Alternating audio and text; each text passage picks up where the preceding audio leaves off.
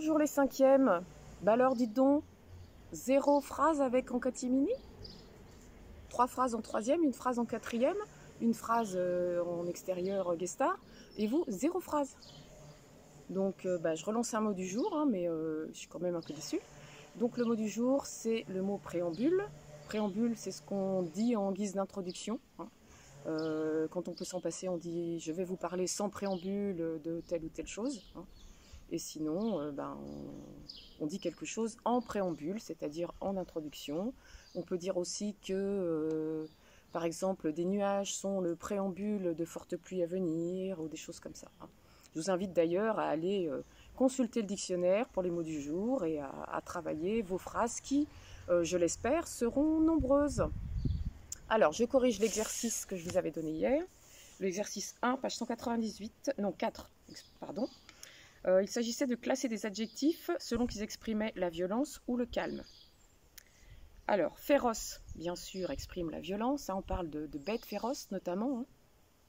Pacifique, c'est le calme, hein, pacifique, c'est celui qui est paisible, pour la paix, non violent. Agressif, bien entendu, c'est de la violence, ça peut être verbal d'ailleurs. Impétueux, impétueux, c'est plutôt de la violence, mais de la violence positive, parce que c'est quelqu'un qui est prêt à se battre, mais ça peut être pour la bonne cause. Doux, bien sûr, c'est le calme. Brutal, évidemment, c'est la violence. Modéré, c'est quelqu'un qui n'est jamais dans l'excès, donc plutôt calme. Terrible, terrible, c'est plutôt violent, hein. Emporté, quelqu'un qui se fâche facilement, donc potentiellement violent, ne serait-ce que verbalement. Et apaisé, quelqu'un qui a trouvé le calme, hein.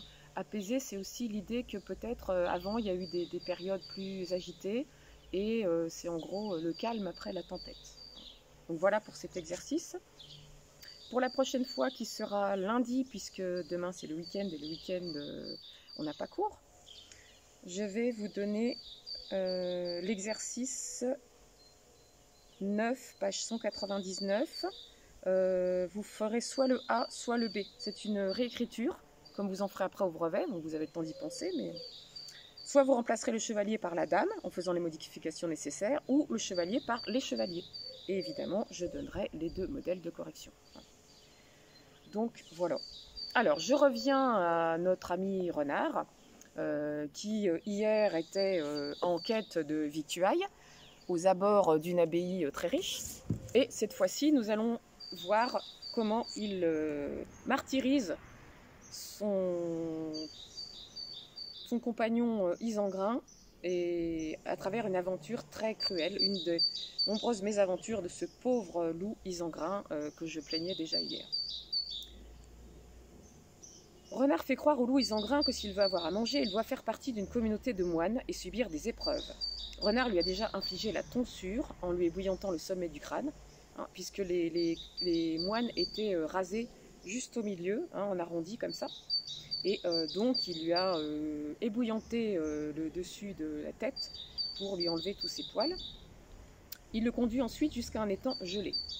C'était un peu avant Noël, à l'époque où l'on sale les jambons. Le ciel était clair et étoilé, et le vivier où Isengrin devait pêcher était si gelé qu'on aurait pu danser dessus.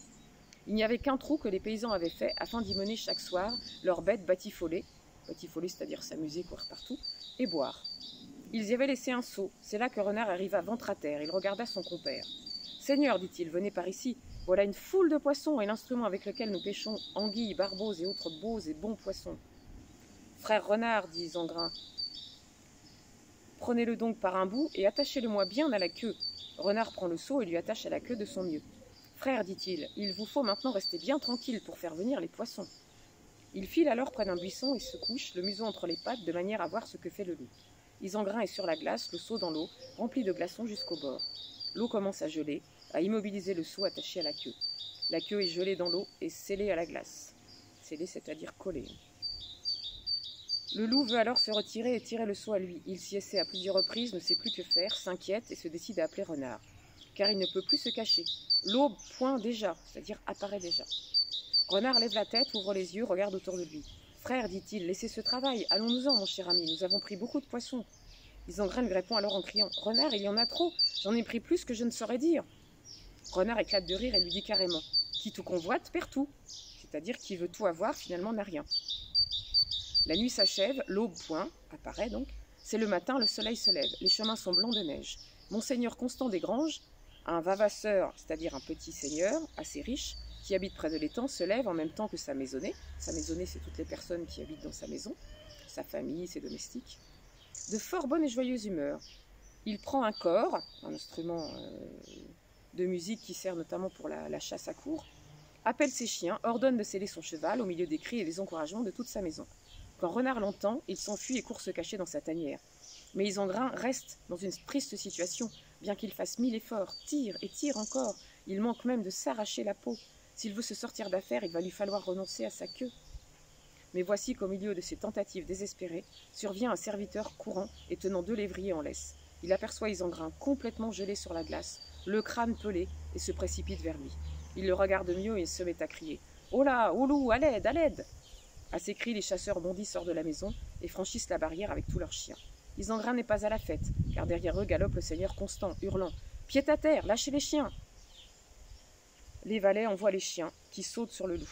Isengrin en a le poil tout hérissé. Le chasseur excite et encourage violemment ses chiens, mais Isengrin se défend de toutes ses forces, il les mord à belles dents. Que peut-il faire de plus? Il aurait bien préféré la paix.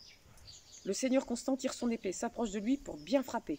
Il descend de cheval et arrive près du loup sur la glace. Il l'attaque par derrière, cherche à l'assommer mais rate son coup. Il vise mal, tombe à la renverse, se blessant à la nuque. Il se relève à grand-peine et repart violemment à l'assaut.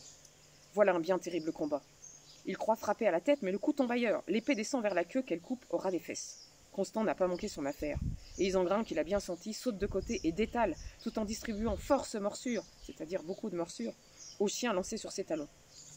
Mais ce qui le contrarie violemment, c'est de laisser sa queue en gage. Peu s'en faut que son cœur n'éclate de douleur. C'est-à-dire, son cœur a failli éclater de douleur. Hein. Ça s'est joué à très peu. Il ne lui reste plus qu'à fuir jusqu'à une colline dont il met la pente à profit pour se défendre. Les chiens ne cessent de le mordre, lui se démène courageusement. Cependant, arrivé au sommet de la colline, les matins ce sont les chiens de chasse, épuisés, s'avouent vaincus. Isengrin s'enfuit sans demander son reste, mais en regardant tout autour de lui, et il file droit vers le bois. Une fois là, il se fait à lui-même le serment de se venger de Renard et de lui vouer une haine éternelle.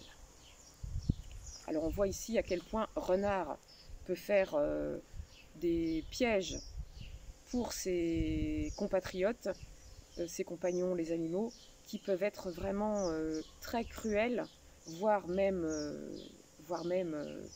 avoir une issue fatale, hein, puisqu'ici, Isengrin aurait bien pu mourir, soit sous les morsures des chiens, soit sous les coups du seigneur Constant.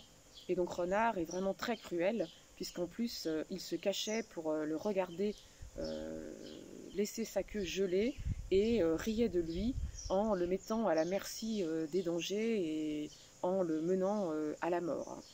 Donc on peut dire que Renard exploite la naïveté de ses victimes, hein, puisque le loup est quand même bien stupide de penser qu'il va pêcher avec un seau. Hein. Qui pêche avec un seau, hein? Si ça fonctionnait, ça se saurait.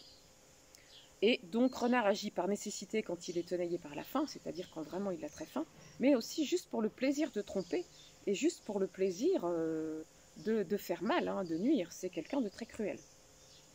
Alors, il affiche un mépris total de la morale, hein, il n'a aucune moralité, et il se moque des autres, il les trompe, il les piège, avec une cruauté absolue et une absence totale de morale, de remords et de conscience, hein, ce qui est quand même un petit peu choquant.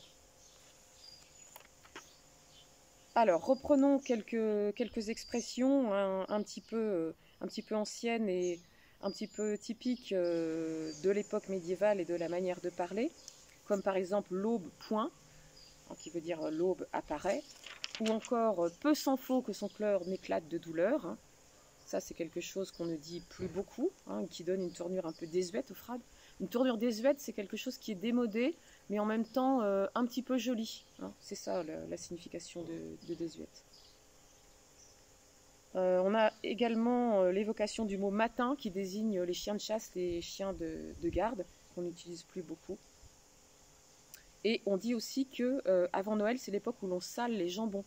parce qu'effectivement, à l'époque, pour conserver la viande, on ne la conserve pas au réfrigérateur, puisque ça n'existe pas et qu'il n'y a pas d'électricité, mais dans le sel. Donc quand on sale le jambon, c'est quand on le met dans le sel pour le conserver, hein, et pour pouvoir le manger un peu plus tard, et éventuellement notamment pour les fêtes. C'est pour ça qu'à Noël, on sale la viande. Voilà pour cette aventure, cette mésaventure plutôt d'Isengrin. Il y en aura d'autres malheureusement, puisqu'Isengrin à chaque fois promet de se venger, mais finit toujours par se faire embobiner par Renard, qui lui promet en général toujours des choses à manger, hein. Il appâte la plupart des animaux avec des bonnes choses à manger, et il arrive toujours à faire croire qu'il regrette et à les emmener à nouveau dans un autre guet-apens. Voilà. Je vous rappelle que le mot du jour, c'est le mot préambule. Hein, préambule, petite introduction avant quelque chose, ou signe avant-coureur de quelque chose. Hein. Et je vous parle malheureusement, moi, toujours avec des préambules, parce que je suis bien obligée de faire un petit point à chaque fois. Hein. Et je vous dis donc à lundi. N'oubliez pas l'exercice que je vous ai signalé tout à l'heure, avec le choix des 2 modalités de réécriture. Voilà.